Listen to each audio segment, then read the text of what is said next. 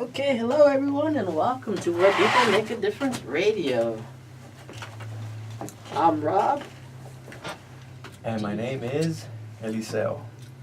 So, we are here at Cerrtitos College. Tell us what it's been like so far being at Cerrtitos. Well, it's been a tough journey, to be honest. It's been a really hard semester. So it turns out that I have one more semester left. And well, you get midterms and finals, especially finals. Finals, it would be the worst. The worst week of the semester would be finals because, you got everyone going to the library. You got essays coming up, studying for exams. The tutoring labs are always crowded. And it's very, very busy. You don't, basically, even the weeks before finals, it's already getting busy everywhere on campus. Oh, yeah. Yeah, so that's how it's pretty much every semester. So, every time I have a guest here, I always have them, share their story, what was K-12 like, too? Tell us about yourself. Well, I grew up, I was born here, around here in LA, in Los Angeles, and it's been a good life growing up. I grew up with a really great family, and, I have never had any trouble growing up. My family always took care of me, provided me with everything. They taught me, what it's like to work. In life, you can't get everything for free. In life, you gotta work to get what you want. So, for the most part, that's how it's pretty much been growing up. Strict, but it did help. I learned a lot growing up.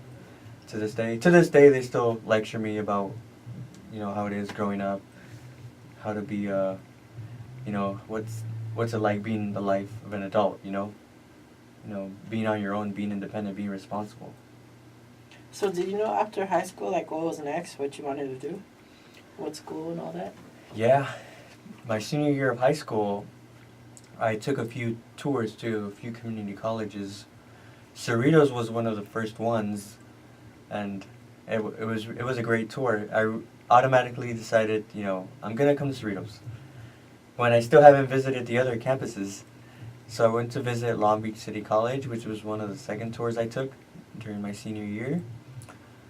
It was nice as well, but I liked the vibes here at Cerritos, which was really interesting to me. Another campus that I visited was Rio Hondo, which was also a nice campus, but at the end of the day, Cerritos was my top choice, and it's the closest one for me. So that's another reason why I decided to come here after senior year of high school. I automatically told myself, okay, I'm not gonna take a year off or start working right away or just stick to work. I decided, you know what, I'm gonna continue my education and start here right after high school. I took the summer off, right after high school, but then that same year start here at Cerritos. When did you know what major you wanted? During high school, I think it was my sophomore year of high school, or junior year if I'm correct. I wanted to be criminal justice major, and to this day I still am. I want to work with law enforcement. Growing up, I always liked, surrounded myself with law enforcement because I've been around police before growing up as a kid. Like in elementary school, you have police officers coming in, visiting the schools. They they lecture you about, how it is being a cop, the life of a cop. And so that really interested me growing up. And also riding along with a cop, with a police officer. So that's what really interested me, working with law enforcement. And so to this day, I still want to work with the police for a career. Cool. So the degree you're pursuing right now is the administration justice? Yeah, administration of justice degree for associates. What I'm actually going to do when I transfer to the university is get a bachelor's degree in public administration, which is a different concentration, but I can still work with law enforcement, which is the good news. Mm-hmm.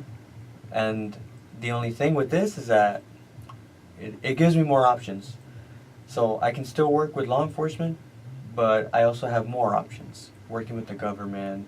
So I have different choices, which is good about this degree for bachelor's when I transfer but I still want to work with law enforcement as a career. So that's the goal for me. So what was it like transitioning to college? What was your first week like? As a college student, my very first week, it was very nerve-wracking. I didn't know what to expect. Well, even though I had a few lectures of what to expect in my college as a college student, my first week was very nerve-wracking because, going to my classes, I only knew like one student from high school that I knew, but all my other classes, and in general, it was very completely new experience. You don't know anybody. You meet people from different backgrounds. So that's something that I learned, not just my first week, but throughout my first semester. So that's what it was like my first week, getting to know your professors. It's very different professors as far as like high school teachers. So that was a different thing that I noticed after the first week. Professors, they give you the work, and for the most part, you're on your own responsible. And so after the first week, I kind of got to experience what it was like being, knowing everybody else around you, your surroundings, just the people around you as well. Cool. Sometimes, oftentimes, school can be expensive, especially the books, and oftentimes students have to balance work and stuff. Did you have to do that? Yeah. Well, as I wasn't working throughout my first semester, or for my first two and a half years, I didn't work. I just had my classes. But I did, the only thing about balancing life for me was family. That was about it. Just taking care of family business at home with my, parents, siblings. That was the only family business I had as far as balancing life. And yeah, that was mostly it for that. And then time management was I learned a lot after my first year, because my first year, I did the same habits I did from high school, and I ended up passing with like a B only, and my other classes I got just C's. After my first year, I learned that, it's not like high school anymore. You can't use the same habits. It'll be a miracle if you get lucky. Depending on, the class, depending on the instructor as well. But in general, you have to study. It's the only way you can get through the class. What was your parents' reaction like when you told them what you wanted to study? At first, they were not shocked, but they were at first amazed, surprised, I guess, when I told them, "Oh, I want to be a criminal justice major. I want to work with law enforcement." At first, they were afraid, and to this day, they would still worry me working with law enforcement, because it's pretty dangerous out there, being a police officer, and so that's what my parents are. They still, every now and then, they'll lecture me like, "Can't you choose something else?" And I told them, well, I could. I have different options for a bachelor's degree, which I'm going to go for. But law enforcement is my main goal that I want to work in. And so, yeah, they still worry. That was their reaction, pretty much, worrying like, "Oh no, we're going to worry for you. Like, we're not going to be able to sleep well because we want to make sure we don't know where you're going to be at and everything." So yeah, that was their reaction pretty much. They were kind of shocked to hear that I want to be working with law enforcement. So that was pretty much their reaction. Cool. Did you get to be part of like the Explorers or anything like that? Well, when I was 20 years old, which was about 2 years ago. Actually, once you reach 21, that's when you can't join the Explorers anymore. If you're an Explorer, once you reach 21 years old, then you're done with the program. But in my case, I was 20 years old and I only had 1 year left. And so I heard about it. I heard about it for years, but I decided, you know what, I'm not going to do it. I'm pretty sure there's other things I can do to learn more about working with law enforcement. But then I decided to just join the Explorers for my last year. And it was pretty interesting. It's not like anything I've ever expected. Everything's military style, just like they train police officers. You got to make sure you're promptly on time, well dressed, well groomed. They're very strict with everything, and not to mention the yelling when you get yelled at, which was something that I wasn't really used to. But you know, that's how it is if you want to be with if you want to be a police officer. That's how the academy is. So I kind of got a taste of what it was like being in the Explorers program for that 1 year only that I had, and that was it for that. Cool. Do they have like a rank system and stuff like that? Yeah, they do have different ranks. As well, to the top of my head, don't know all of them by memory, but there is a highest rank, and usually the highest rank is for the cadets. The highest rank is usually the one who's basically the mentor, the teacher of all the explorers. You know, the top cadet, the top rank is usually the one who's telling everybody, line up, everybody, line up. Or like if you're not doing something right, or if you get there late, then you know you'll get yelled at by the cadet, who's the top rank of pretty basically the teacher. So that was it for that. So, we got some people doing. So, what has it been like so far? Your experience at the college? Like, did you get to participate in clubs and stuff? Unfortunately, no. I decided not to expose myself there. I didn't get to join any clubs. I mean, enrolled in like programs, but I didn't get to join any clubs on campus. Only because I just wanted to focus on my classes. That was the main focus. That was the only reason why I didn't want to join any clubs. Even though there are a lot of students here on campus that they like to study and be involved in clubs. But I felt like in my case, I felt like I couldn't handle it. You know, I just wanted to focus on my classes, which was the only thing I could handle. But to this day, I feel like, you know, I'm up for it. But probably not. Who knows? Maybe in the near future. Maybe when I transfer, I might join a club at the university. So, the other question I ask my guests is, where do you see yourself once you're finished with your career? What would be retirement like for you? Oh, that is a good question. Retirement. I mean, I would want to live in a very expensive house. have a vacation, Hawaii or something. After retirement, that's where I would see myself, like having lots of money saved up. Obviously, you know, live in a nice home, you know, being with family, and then just have a nice vacation. Have as much fun as I can. And what would you like your legacy to be? My legacy? That is a good question. As far as legacy. Well, I mean, there's different ways, different types of legacies, right? Well, as far as legacy, I would like. This is what I've thought about it, not a lot, but every once in a while, or whenever it just comes up, whenever I have free time to think about it.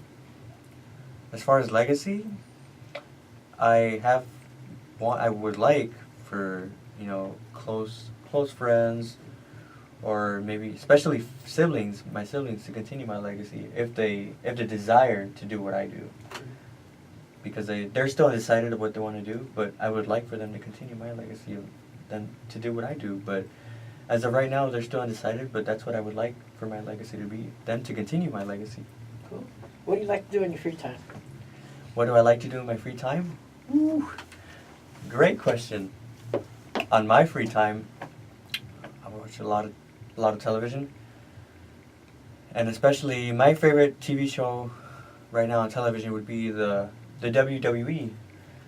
Wrestling would be my number one thing to watch on TV. That's like for the most part of my free time, that's what I like to do.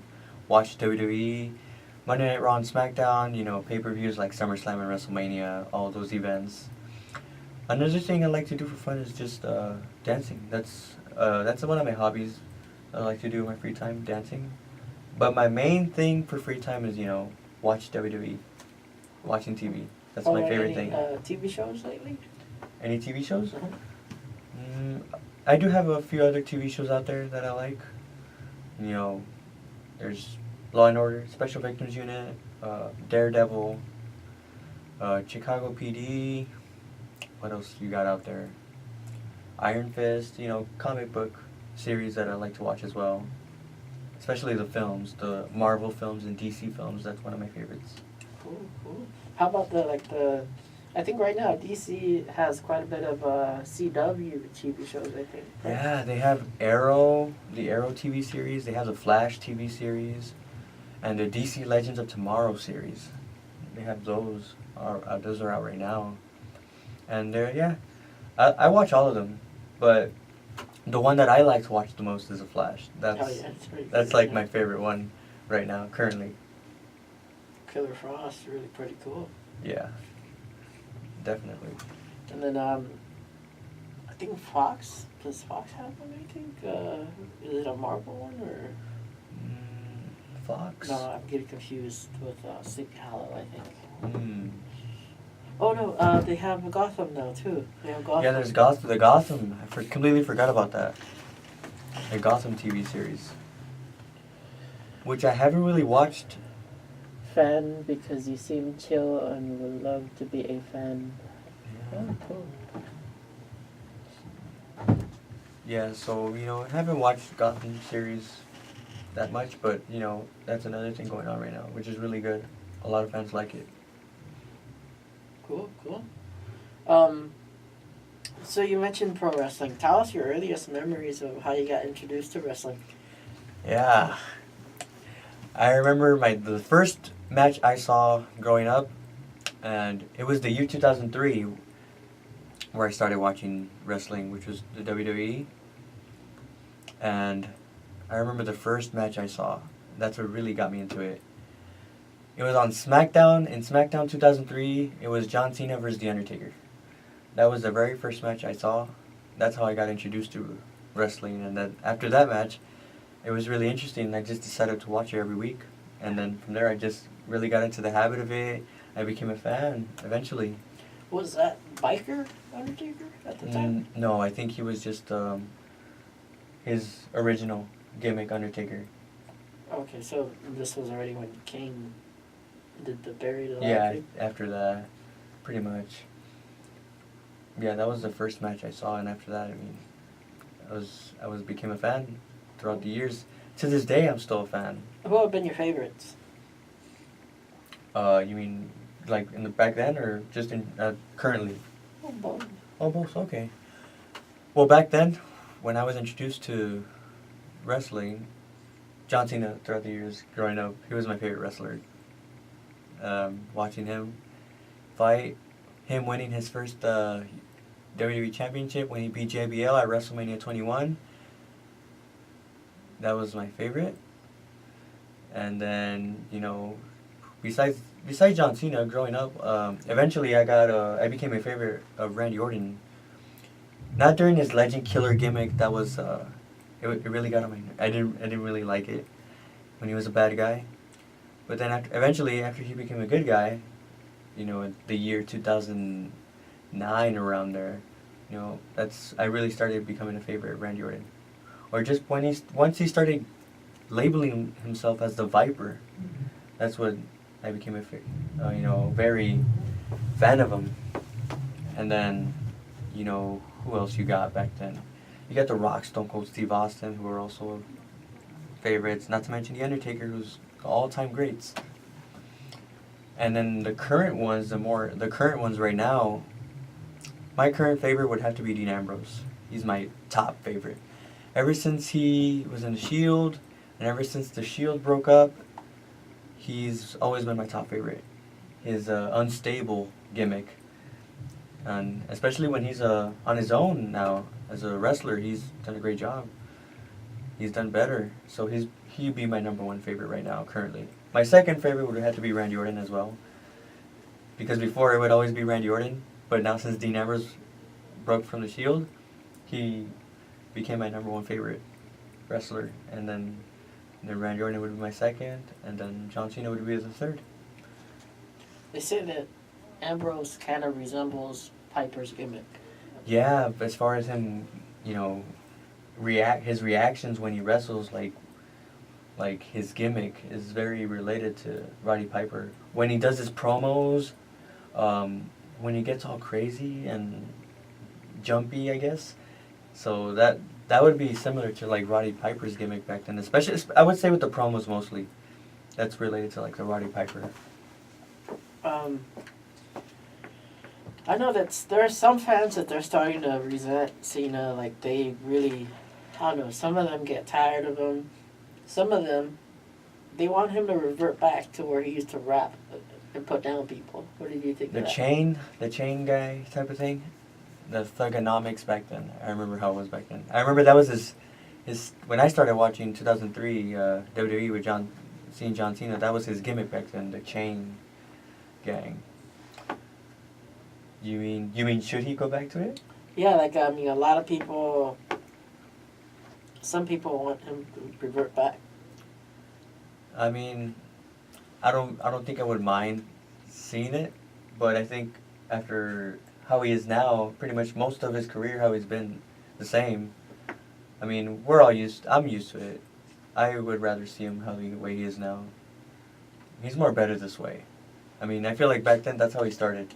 That's how he was introduced, to the fans, his chain gang gimmick. And I feel like the way he is now, everyone loves him back then. The kids love him as the way he is now. So I don't see him going back to it. I don't think he should go back to the chain. A lot of people think now that he's become almost the modern day Hulk Hogan, where he's the one person who they can't switch from good guy to bad guy. He's portrayed good guy for so long on television, but look, going back to Hulk Hogan, he had so many years as a good guy that it sparked up a lot of attention when he turned. When he turned heel, right? Yeah. Yeah, I believe that was when NWO, right? Was it? Yep. Yeah, that did surprise a lot of fans out there. Like, if that happened to him, like. With John Cena, right? Yeah. Well, John Cena doesn't look like the type of person to be a heel now. I think after all the years that he's done, he's contributed, especially with the fans and the children. He does Make-A-Wish foundations. For the most part, kids who are going through cancer, he's usually the more popular one to show up to them, to be an inspiration to them. So I think that's why he's gonna stay as a face. I think that's probably another thing too, is when they're having gimmicks. Sometimes it could be hard when for image wise, to break gimmick in public. Like from an article that came out, they mentioned that when Team 3D went to WWE and their deal expired, or I think they re-signed Devon. He was going to be backstage. Bella made the call to not rejoin because he wanted to come back, but as Bully Ray. And that because of their Be a Star program and anti-bully, that it wouldn't tie in. But you look at the days of Ryback and Braun Strowman right now. Yeah. They're bullies, technically. So, what do you think about Bully Ray choosing not to come back? Maybe because they didn't approve of what he wanted. I guess I think that would probably be the main reason why he didn't want to come back. His desire was what he wanted, and I guess he got rejected because of that. So I guess from that moment he decided, let's make that comeback. Obviously, when talking pro wrestling, it's bound to come up the name CM Punk. What are your thoughts? Yeah, CM Punk, the best in the world. Yeah, he was also a really good, wrestler in the WWE. He had different gimmicks as well. Yeah, especially Yeah, especially currently he's doing other things out there. He he quit the WWE back in 2014, which was 3 years ago, and it was after the Royal Rumble in 2014. It was what that same week. That was when he quit because originally I think at that time they wanted CM Punk was an idea of winning the Royal Rumble back then. But then during that time into that, before the Royal Rumble, that same month I think, Batista finally returned to the company after so many years. And so I guess the WWE decided, to have Batista win it, since he just came back. Lots of fans didn't really want that. They did not want that. And it surprised me because I didn't mind. I wouldn't have minded Batista winning because I was happy to see him come back. And it was weird. It was really interesting. It caught me by surprise because when he came back to Monday Night Raw before the Royal Rumble happened, the fans were cheering for him when he came face to face with Alberto Del Rio, and people were cheering for him and everything. But then the day of the Royal Rumble, everyone were booing him, and I was really surprised to see that because I was cheering for him, but I didn't expect people booing him. And I guess the idea was that CM Punk, this is what the fans wanted, from just by seeing their reactions and then seeing on social media what they wanted. CM Punk or Daniel Bryan, those were the choices to win the Royal Rumble, and that's what they were upset when Batista won. That's how it was, and I guess CM Punk didn't like the idea. He was really upset about it, and I guess he didn't. They had other plans for him for WrestleMania, but he didn't want those plans. He wanted a championship match, and so he rejected that offer, and he decided to, call it quits. Who do you think was the Undertaker's best opponent at WrestleMania? His best opponent at WrestleMania? Wow, that is a good question. His best opponent, in my opinion, would have to be Shawn Michaels. I would say that would be the best opponent that he has. Yeah, 2 WrestleManias in a row is when they had their matches. Did Triple H have 2 also, no? Yeah, 2 as well. Yeah, I would say Shawn Michaels would be the best one. Especially when Shawn Michaels had his last match with The Undertaker. That WrestleMania was really one of the best ones that I've seen. With Shawn Michaels and Undertaker. Man, They put up a good show. Moonsault into a tombstone. Yeah, that one was really very oh my god. Yeah, that was a really good WrestleMania moment there.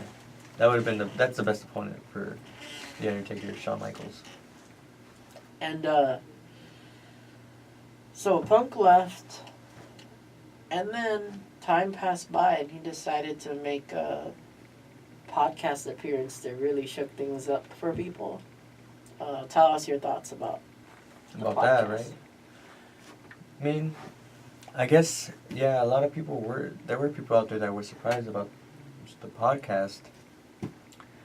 I was kind of surprised to hear about that too, but I mean, I feel like it was for him to do something, since he, quit the WWE, and I felt like, oh, okay, well, he still wants to do something, as an individual. That's what he wanted to do, at least. And then last time I checked, I think he joined some type of MMA agency, so he did that. So yeah, that was pretty much my reaction. It was pretty surprising, but at least he was able to do other things out there. And what do you think about him revealing that he got fired on his wedding? Yeah, I did hear news about that. That must have made him even more upset, really. Yeah. I feel like hearing about that, I don't think he's gonna. I mean, anything is possible, but I don't see CM Punk coming back anytime soon to the WWE. So it was really bad. That would have been embarrassing. If I was in his shoes, I would be really upset. Do you think that at all affected AJ's last AJ Lee's last few days? in the company? Probably. She stuck around for a while, but then I feel like everything that was going on, and I'm pretty sure fans would notice this as well. A lot of times in her matches, you hear the fans chanting CM Punk, CM Punk, and not just in her when she comes out, but just in general. To this day, you can still hear CM Punk chants whenever it ran unexpectedly. Yep. In matches, or just when someone's giving a promo, and then it's like they still want him, the fans still want him back. And then for AJ Lee, she had her time. I think she just wanted that time off to spend time with CM Punk And and have a life. it's interesting because I'm sure there was a time where she specifically mentioned the words of revolution and stuff, but nobody gives her credit for her being the one to say a revolution, that it was going to start the Divas Revolution. Instead, they claimed that it was, what was it? Was it called PCB or something like that? Becky, Charlotte, and one of them. Yeah. When in reality, that was this promo that AJ Lee cut. And a hashtag that she did, I think, of a tweet that talked about give Divas a chance. What do you think about them not referencing her in that? And furthermore, Nikki breaking the whole record for that belt before it got changed to a new belt. Wow. I feel like at that time, I think since AJ Lee wasn't in the company, I think they just decided not to reference her. And I feel like maybe, this is my opinion, who knows, it could be true or not. Maybe it was a situation, with her relationship with CM Punk. Maybe that could be the reason why they didn't reference her at all.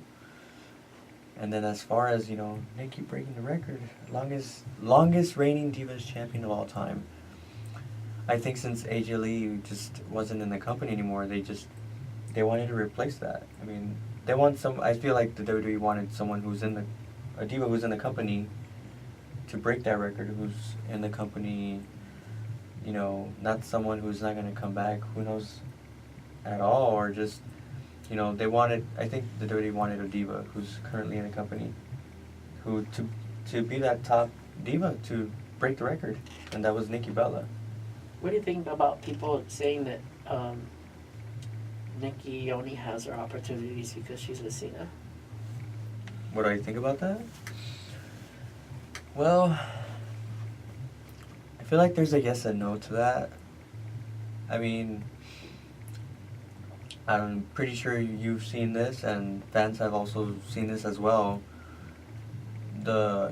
She was enemies with Natalya on SmackDown not too long ago, and we heard Natalya claiming that that the only reason why you get what you get, Total Bella's show, the Total Divas, the front cover of magazines, is because she's with John Cena, and because of her looks as well. That's what those claims are going on out there. Yeah, that's what goes on out there. Yeah. Our audience is enjoying this. See a bunch of like icons. Yeah. Ooh. Wow. Interesting. I like this so far. I'm liking this. So yeah, do you see Brie coming back? Brie Bella coming back. Well, that is an interesting question. She's still in contract with the WWE because of Total Divas and Total Bellas. She's still working with the company, but the news broke. She had her first baby, with Daniel Bryan. So she's a mom now, and anything is possible. I can't rule it out. I wouldn't rule it out for her to come back for a match or anything like that. I probably wouldn't see her as a full-time performer though, because now that she's a mother to a baby, I feel like most of her life she's going to be dedicated to being a mom. And like she mentioned before, she wants to take time off from wrestling and have a family with Daniel Bryan. Who knows? Maybe at some point she might have the desire to come back and wrestle again, but at this point I don't see her coming back because of You know, she wants to start a family with Daniel Bryan. What do you think about the structure, knowing that now there's two separate shows, that now it's not just a general manager, but there's also a commissioner for each show? What do I think about the commissioners, right? Well, it is, I mean, it helps a commissioner to help the general manager out. You know, both commissioner and general manager have different ideas. You know, both can decide, oh, which one's better. And that way, if the general manager has, have trouble with ideas, and the commissioner's there to, give ideas, and then from there, a decision can be made to see what type of matches should be made, something that the fans will like. How about your thoughts on something happening that people didn't think would ever happen? Kurt Angle returning. Wow, yeah. I mean, I would hear rumors of him coming back to the company at some point, and I believed it, and to this day, I was surprised when we heard news that, Kurt Angle will be inducted into the WWE Hall of Fame class of 2017. That was very surprising to me. I was like, wow. I didn't think it would be this time that he would come back. I thought it was going to be like in a few years from now before he retires. But now that he came back, I mean, it surprised me, seeing him at Hall of Fame. Also interesting when he wanted John Cena, when he decided to pick John Cena to induct him into the Hall of Fame. Not to mention, that's where it all started. I think that's where John Cena's career basically started. His first match on the SmackDown roster was with Kurt Angle, because Kurt Angle had that open challenge back then, and John Cena answered the open challenge. It's interesting parallels that Randy won his first match and Cena lost his. Yeah, I remember those. What do you think about Hardcore Holly? Like, the fact that he had such a reputation for being so, like... very hardcore. Yeah. Like, he was known for giving rookies a tough time. Yeah. Yeah, I remember when Randy Orton came up for the first time. I remember his matches with Hardcore Holly from the beginning. Yeah, those were pretty interesting. Hardcore Holly gave Randy Orton a hard time when Randy Orton started. I remember Randy Orton beat him in his first match. Randy Orton won his first match against Hardcore Holly. Hardcore Holly did not take it in a good way, took it in a bad way. He requested a rematch, if I remember correctly. A rematch, and then it didn't go so well either. And Hardcore Holly gave Randy Orton a hard time. He gave him a beating.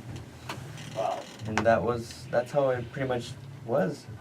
They say that the shots that Hardcore Holly would give people, he'd be known for being too rough and knock someone's teeth out. Same thing would apply, though, to Joe, apparently, when he had a tryout. That apparently he knocked someone's teeth out, and that's the reason why they never bought him, to WWE in the 90s and stuff. Wow. Yeah. It's really something. What are you looking forward to see in WWE? What I'm looking forward to? This is what I would like to see, and who knows if it would ever happen, or maybe it could. In the WWE, well, we all heard and saw at WrestleMania. The Undertaker, apparently, he broke character after his match with Roman Reigns, after Roman Reigns beat him 1-2-3. That's not what I wanted. I wanted the Undertaker to win, and then, so the rumor is right now, and that Undertaker's retired, because seeing him leave everything in the ring, breaking character, and then hearing that he's going to get hip surgery, I'm really scared about this, because I don't want the Undertaker to retire. My dream match, which I wanted to see this year, and I don't know about next year, we honestly don't know. The Undertaker versus John Cena is a dream match for a lot of fans out there. That's what fans wanted this year. But Vince McMahon wanted Roman Reigns because, Vince McMahon is not thinking of the short term. thing. He wants the long-term thing. So that's why he wanted Roman Reigns. But he should realize until now that the fans don't like Roman Reigns still. And so that's what I would wanted. Another thing that I want to see in the WWE looking forward is that, well, looking forward, you got a lot of things coming up. You know, SummerSlam, who knows what will come up by then. But, you know, you got Brock Lesnar, currently the Universal Champion. So he's going to hold the belt for a while. So I'm hoping to see good challengers, you know, come up to him. And then you got Randy Orton right now, who's the current WWE Champion. So hopefully he's still the champion by SummerSlam to have a good main event or just to have a good championship run. So I'm hoping that we see good challengers and then hoping that The Undertaker doesn't retire. Hopefully we can see him perform one match next year with John Cena. And if, you know, we won't know until we hear the news, right? That's what we got to wait for. We'll see what the WWE has in store for the fans throughout this year. Now, for our audience that's listening, where can they contact you? Like social media or something? For social media, well, I don't have Facebook or Twitter, but I do have Instagram.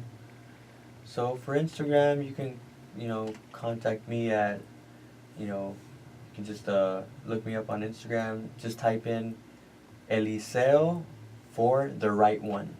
How do you spell it? ELISEO, and then the rest for the right one. Four Yeah. as in the number 4? No, just FOR for the right one. Cool. Yeah. So, yeah, that's the way you can contact me through Instagram. Well, everyone, this concludes this episode, which all episodes are available online. Just look up RobFloresTV.wordpress.com. Thank you. Thank you.